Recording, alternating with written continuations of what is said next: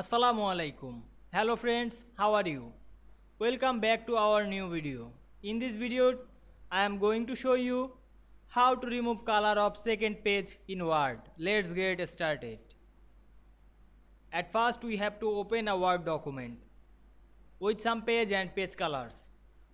Now we can see here second page is colorable. Now we remove this color on the second page, click the second page and go to the format menu. Then we click the shape fill option and select no fill color.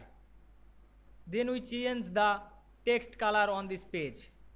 Select the text and go to the home menu and click font color option. Then select color automatic. Now we can see we removed color of second page very easily. I hope you enjoyed the video.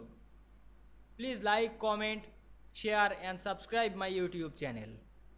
Thanks for watching.